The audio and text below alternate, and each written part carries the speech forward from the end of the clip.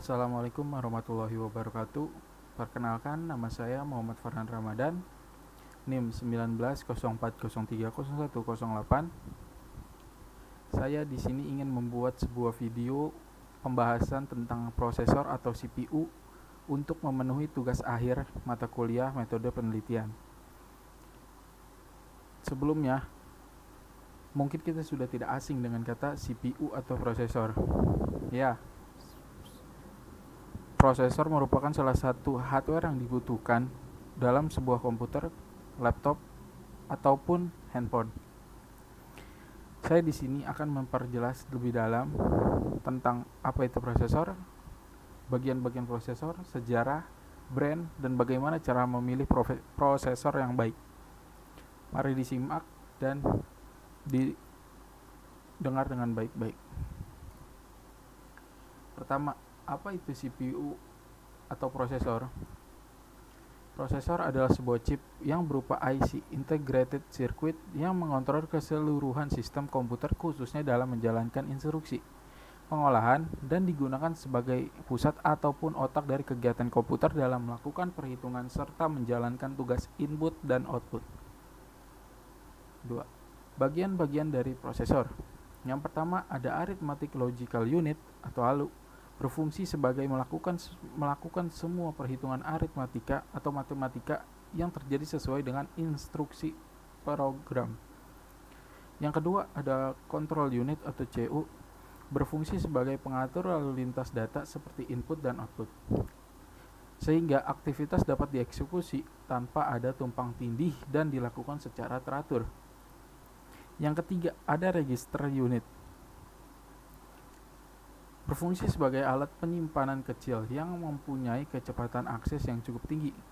Data yang diolah oleh Control Unit dan Arithmetic Logical Unit akan disimpan di komponen ini untuk nantinya diolah kembali. Memori kecil ini biasa disebut dengan cache. Apa fungsi dari prosesor? Tugas utama atau fungsi prosesor adalah menerima instruksi dari sebuah program atau aplikasi dan kemudian dijalankan sebuah kalkulasi. Proses ini dapat dijabarkan menjadi 3 tahap. Yang pertama, fetch, mengambil. Kedua, decode, membaca kode. Yang ketiga, execute atau mengeksekusi.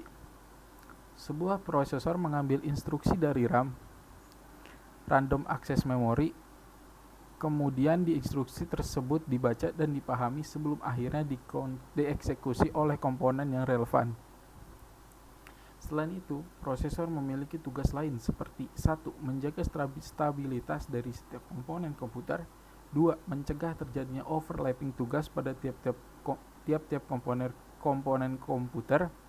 Ketiga, mengintegrasikan keseluruhan komponen internal komputer agar dapat saling bekerja sama. Keempat, menjaga performa dari sebuah komputer. Selanjutnya, sejarah prosesor. Pada tahun 1971, Intel meluncurkan mikroprosesor pertama di dunia, 4-bit 4004 yang didesain oleh Federico Faggin, dan pada prosesor ini pertama kali digunakan untuk perusahaan jam dari Jepang yaitu Busicom. Pada tahun 1974, Intel memperkenalkan prosesor 8-bit 8080 dengan 4500 transistor yang memiliki kinerja 10 kali dari pendahulunya, yaitu mikroprosesor 40400. Pada tahun 1980, Intel memperkenalkan prosesor baru 8087 macroprosesor.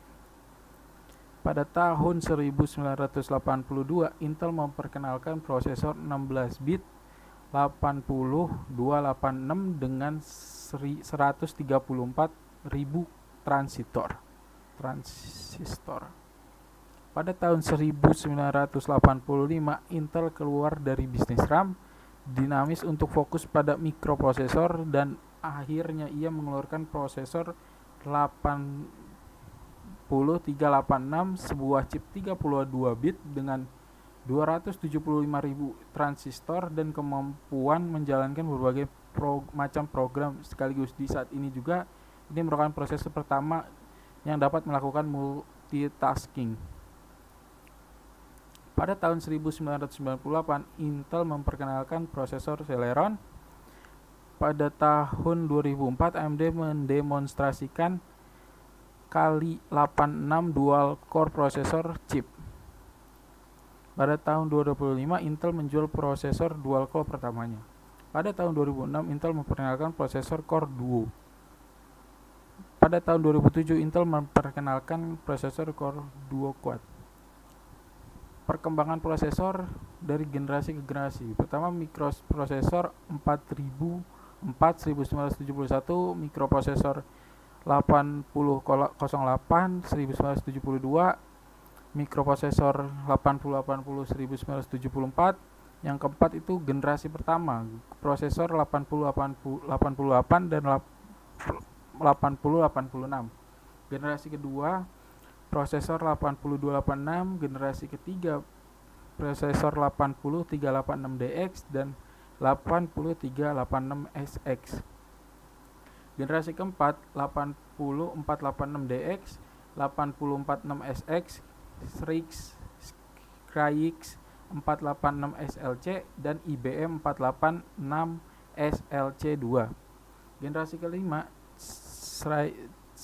Cyrix 6X86, AMD K5, Pentium MMX, IDT WinChip, AMD K6, Cyrix 6X86MX dan AMD K6 II.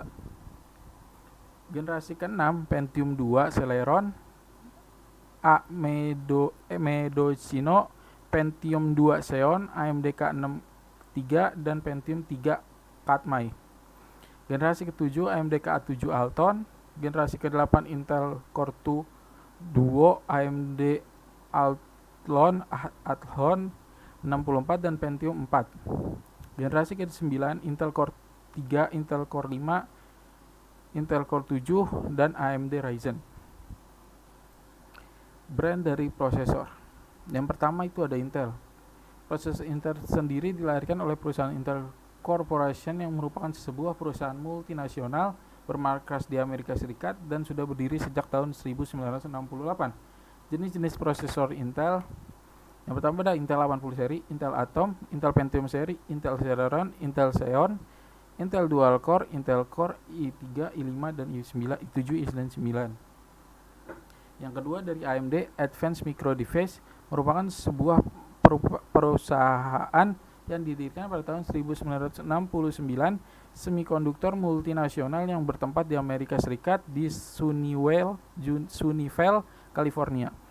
Bahkan perusahaan ini juga merupakan perusahaan terbesar kedua setelah Intel Corporation yang untuk urusan pemasok mikroprosesor dalam ranah global. Jenis-jenis prosesor AMD itu ada AMD K seri, AMD Athlon, AMD Phenom, AMD Ryzen. Prosesor yang ketiga, prosesor Apple.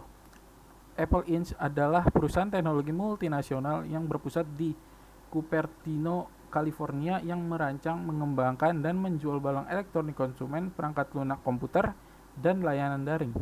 Pada awalnya perusahaan Apple Inc. ini bernama Apple Computer Inc.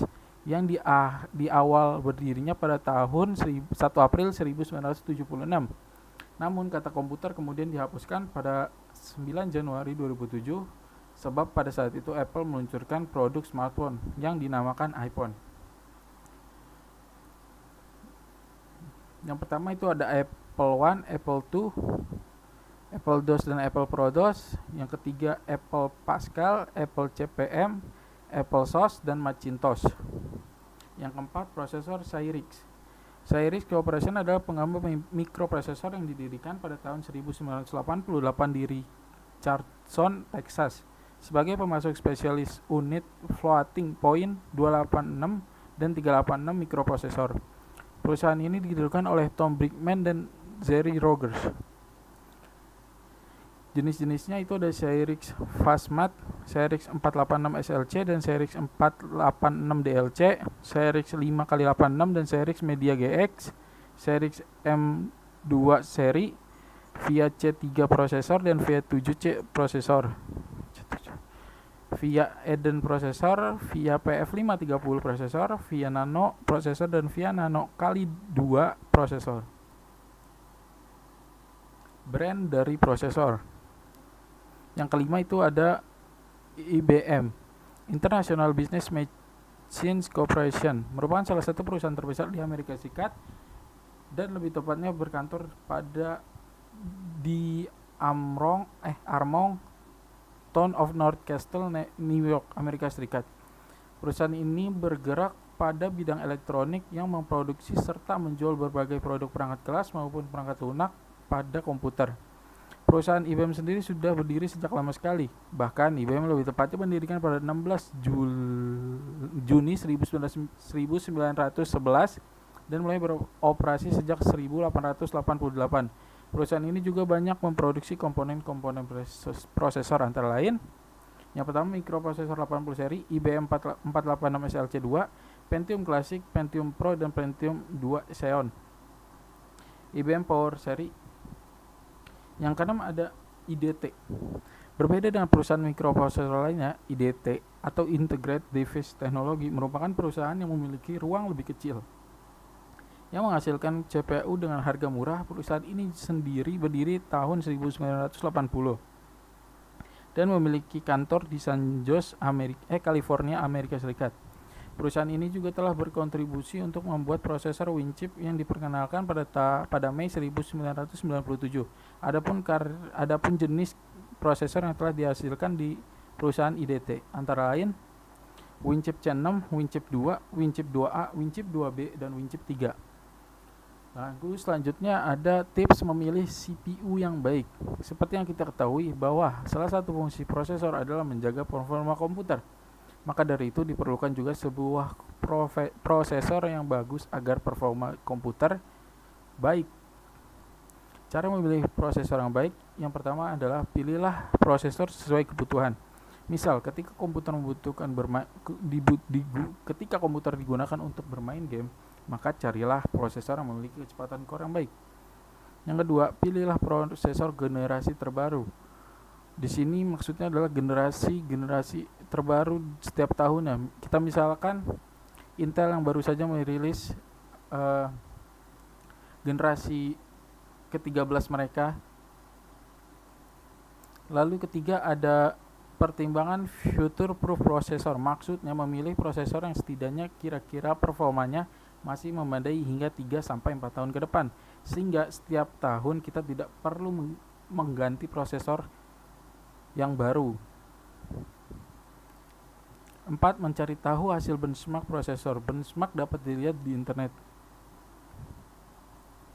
5. Carilah prosesor yang memiliki core besar, cache besar, dan kecepatan core yang besar.